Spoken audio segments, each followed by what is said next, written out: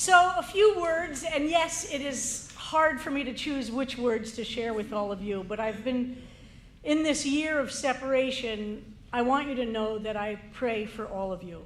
As a group, I think about you, and I carry the health and well-being of CBST so close to my heart, and I keep you in my personal prayers.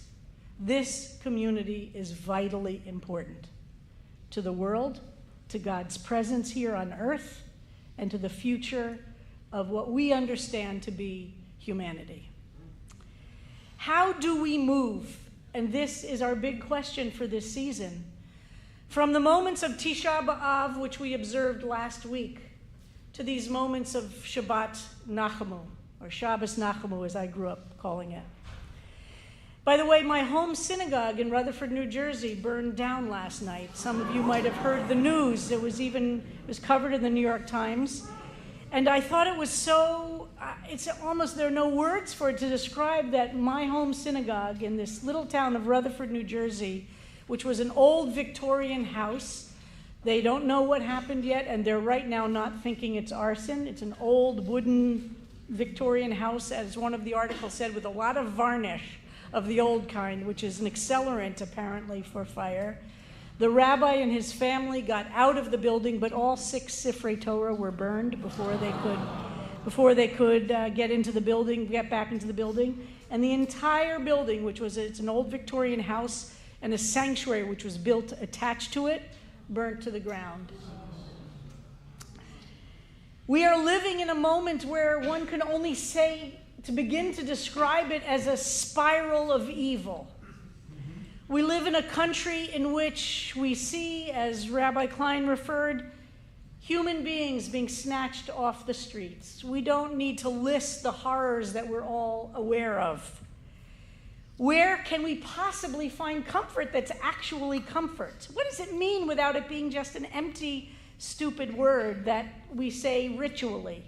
How can we possibly talk about experiencing comfort when Medicare, Medicaid, Social Security, when the poor are being tossed aside with incredible anger and evil cruelty, and the rich are being made wealthier? The list can go on and on and on. When we see in religious life itself that the extremists in each religious tradition, Buddhist, Hindu, Muslim, Jewish, Christian, you name it, the extremists in all of these religions, the supremacists in all of these religions, have become the most powerful voices with political power backing them up. It's much of that which I have been engaged in for years has led me this year to think more deeply and activate myself more in areas of multi-faith power of the progressive kind. Whereas religions used to have vertical lines where there was Christian, Catholic, Protestant, Jew, Muslim, and one lived and worked within one's own religious traditions, the line is now a horizontal one, in which the extremists, the fundamentalists, the right-wing oppressors, and all have common networks and ideologies and power structures, and the ones who we could imagine on the other side of the horizontal line see religion as a force for liberation and love and things that create humanity's strength, not oppress humanity's weaknesses. And so I believe very deeply, and this year have worked very hard to deepen the connections of the progressive religious communities with each other, because only by having the progressive Hindus and Muslims and Jews and Christians and Buddhists together do we have any opportunity to transform the narrative that's being written today by Jews, Muslims, Christians, Hindus, Buddhists, who are on that side of extremism and violence and hatred. So this year was not the year I totally imagined it to be. And guess what?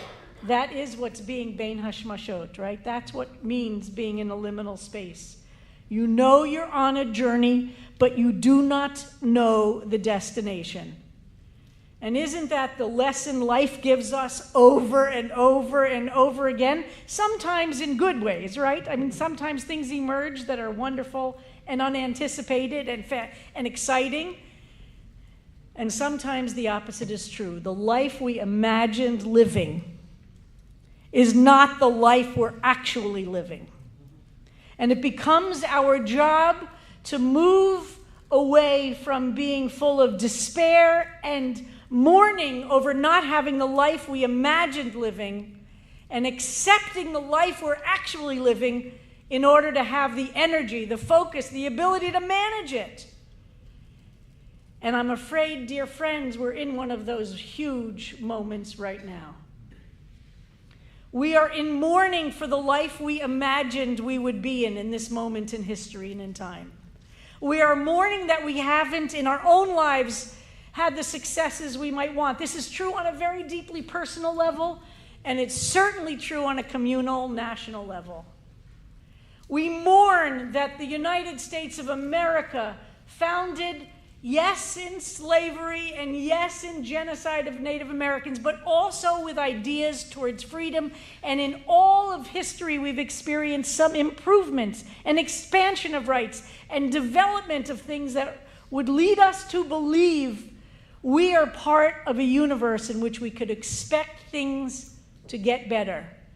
Remember that series we did, It Gets Better? Well, what happens when it doesn't get better? How do we respond there? Where is the comfort of Shabbos Nachamu when stuff isn't getting better? How do we adjust the way we think? And for me, this year itself had pieces of that. I have had all different images of what this year was going to look like. And guess what, folks? Didn't happen. Life doesn't turn out the way we imagine it will. It doesn't happen in our relationships, in our work world, in our financial matters, in our apartments or houses. We're constantly disappointed with the ways that the trajectories of our lives. And we have to learn from that the ability to say, okay, we have to move out of the mourning for what our life is not and what the world is not, in order to get to a place we'll have the strength and the spiritual stamina to figure out how we're going to deal with what is. How many people have been to a church in New York City lately where you've had to go through the kind of security you had to go through to come into CBSD tonight? How many of you have even thought about the fact that you had to go through security to come into a synagogue to celebrate a Shabbat service? We accept it as normal now. Oh, you thought about it because you're... Okay, all right. I'm going to ignore you because you don't work out for my question. I'll say most of us think it's normal that if you go into a Jewish building, a Jewish office, you go into a Jewish synagogue, you go into a Jewish day school, museum, anything, you assume there's going to be heavy security to walk through those doors. You go into a church, you do not expect to have to be searched to go to a Sunday morning service. That is anti-Semitism. We are living with a level of anti-Semitism that's numbing us to it, right? Because who could grok that? You take out, you open your bag, you go through whatever the security is. How does that brutalize our sense of being a human being and we're no longer even thinking about it, right? We're accepting that's the way we have to be if we're a Jew in the world.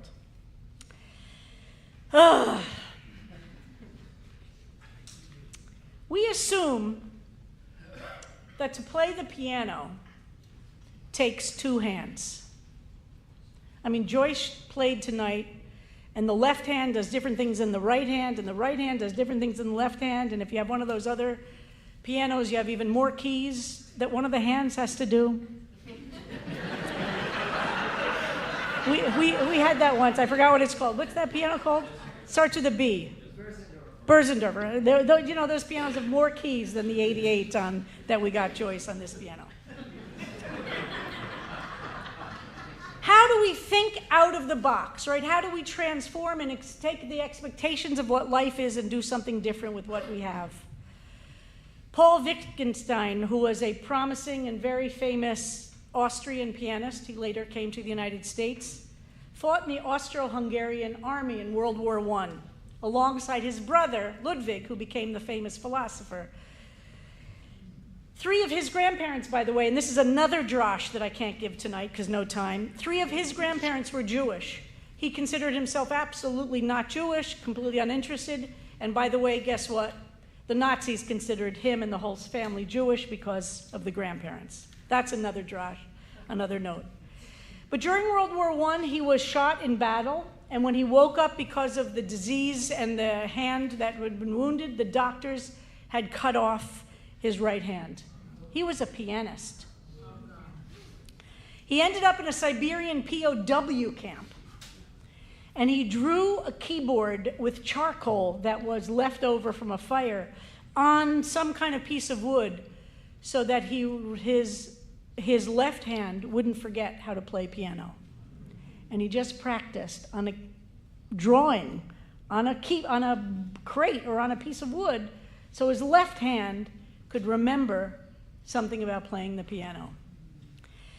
After he was released from the POW camp, he was from a very, very wealthy family, and he commissioned many of the major composers, European composers, to write piano music for the left hand. And several of those pieces, by the way, are still very famous and well done, and I was going to ask Joyce to prepare one for tonight.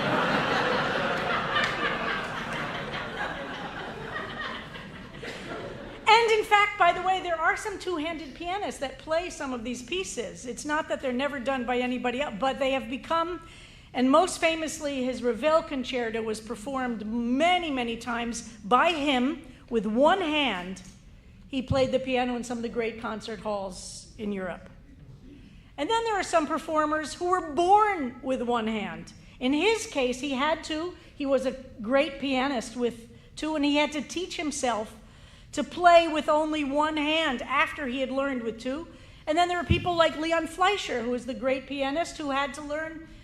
His right hand had some illness to it, so he had to play only with his left hand for a while, but then he got his right hand back, but he never knew that that was actually going to happen. And this is my favorite part of this, and I'm not going to tell you how I got into this whole story, but who here loves MASH? Anybody here love MASH? There is a fantastic MASH episode where a soldier comes out of basically happens what happened to Wittgenstein, that he came out and he had to have his right hand amputated, and he was super, super, super depressed in that MASH tent. And Winchester, you know, the grumpy guy, Winchester, tells him this whole story and tells him about Ravel's piece and tells him he can still make music. He can still make music. This was all written up recently in a very moving New York Times article about a contemporary pianist, a left-handed pianist named Nicholas McCarthy. And he was born without a right hand. So his entire career as a pianist was playing with one hand. Yeah, El, how does that make you feel, thinking about only playing with one hand? It's a weird thing. Oh, Leon Fleischer was your teacher.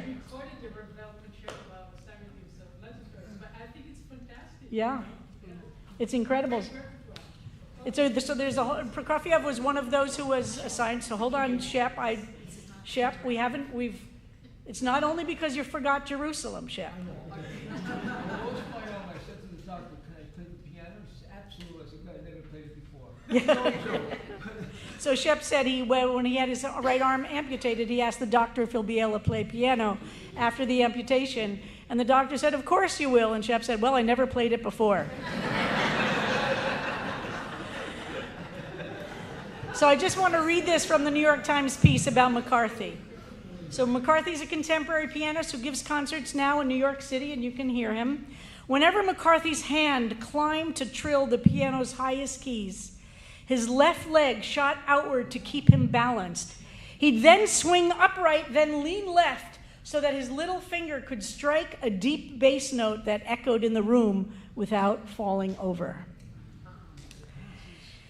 So most days, I feel a little bit like, and I imagine some of you do, like we've lost a hand and we have to somehow live our life without what was we imagined to be, we thought we had the full complement of what our life would be like. We imagined that we would be able to function and create things and live in a world, and we have to remember over and over again that we now have to create lives worth living, but do it without a right hand. We are living in times of global authoritarianism. What's happening here in the United States is happening around the world. Anti-Semitism is exploding. We know all the terrible headlines that are represented in the Tisha B'Av part of the story. We could all recite them, we know them, and we get crushed by it. We say we don't want to even listen to the news anymore. We say we need to find a way to just cover ourselves up, dive under the covers, and just ignore what's happening outside. Authoritarianism thrives on us giving in and giving up. Authoritarianism, we know this historically as Jews, and we know it theologically as Jews, thrives on our giving up our sense of ourselves because of the power of the world around us. There's hatred galore, anti-Arab, Islamophobia. There's capitulation by schools, by law firms, Voting Rights Act, the Civil Rights Act. These have been gutted. And we are not seeing the end anytime soon. Typically, we imagine that if we have power, we can make a difference. We can do something that will change the outside world. But as Gandhi said, we have to start by shining the light inward. We have to start by imagining our strength is going to come from inward, not only from changing the external realities. So it seems like this intense concentration of suffering that Tisha B'Av is really our reality every day. The world in which we live feels so overwhelming. How do we get from Tisha B'Av to Shabbat Nachamu? How do we move in a moment of time in which we are living now in a world of authoritarianism? Our country has become an authoritarian country. That to say these words, we are living surrounded by anti-Semitism. We're living in a world in which anti-Arab and Islamophobia is profound. We know another tradition about Tisha B'Av, and that is that Mashiach is born on Tisha B'Av. Mashiach's name, according to the tradition, is Menachem. As Rabbi Klein mentioned, is called Menachem Av, and part of our tradition says that Menachem, the comfort itself, is not just the act of comfort, but the redemption is born in the midst of the evil itself. That is not unlike the idea that we all know, those of us who are involved with or close to people who have gone through any of the recovery programs, that bottoming out is often what's required for somebody to find the way out of the bore, the way out of the pit. Sometimes things get so bad that it's in that place, and the Jewish tradition tells us it's in moments of the deepest darkness that the seeds of redemption are planted. If we imagine that's the structure of the pattern we're in, rather than just full of despair that it's terrible, we understand that our job changes. We have to know what our job is right now. Our job is to imagine that we are the holders of those seeds of redemption. And it is our job to lovingly, with care and with nourishment, with light and with food, nourish those seeds so that they will one day grow into the redemption we dream of. Our job is not to just say, oy vey, it's terrible. Look, we're Jews. That's going to happen no matter what. But our job is to imagine that we actually have a job to do, that our tradition tells us it's as deeply a part of being Jewish. We have forgotten this here in America. We've gotten very comfortable here. We've imagined America would continue being a place of safety. Our job, my dearest friends, has shifted. It is now to become nurturers of the seeds. It is now to see ourselves as being the carrier of the light and the love that will make sure that redemption has roots that will be strong and will be able to emerge. We have to nourish those seeds. We have to find the ways inside of each of us that we can be beacons of light, not just wailing and screaming about how terrible it is. Wail and scream. You know, the Bratslav Hasidim said, you should go out every single day for 45 minutes into nature and scream and yell to God about how terrible things are. But then the other 23 some hours, you got to focus on what you can do in the world to create light and joy and love. No one can do everything, but everyone can do something. Our job in this moment of history, as deeply disturbing as it is to figure out what's the something I can do. What's the something you can do? What's the something you can do and you can do? And that becomes our job in this moment, to be carriers of the seeds, knowing that we're planting something that we might not live to see. Think about your ancestors who did the same thing for you. Had they not been the carrier of the seeds to make it possible for you to exist here in America right now? Had they given up or given in to the most difficult circumstances of their lives, and believe me, they were terrible, where would we be? So our job is to mirror what they did for us, so we do for the world. And that is exactly why I started the Beacon, which many of you have participated in, and CBSD is formally a part of this program. And students of authoritarianism always say there are three things that at this moment of authoritarianism, which is different than the descent into total fascism, are necessary. One, people need to be visible. May we have some of those photos now? Can we see some of the photos? One, you have to be visible.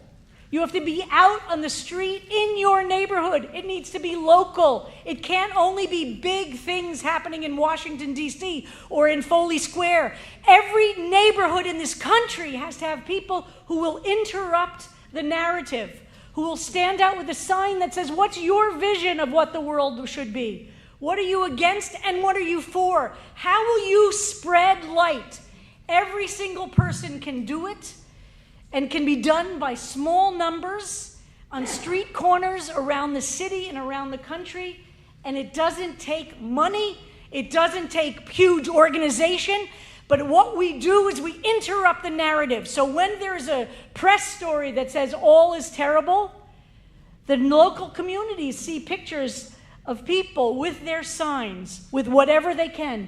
Edith Golub, who's about to be 105 years old, has never in her life participated in a demonstration.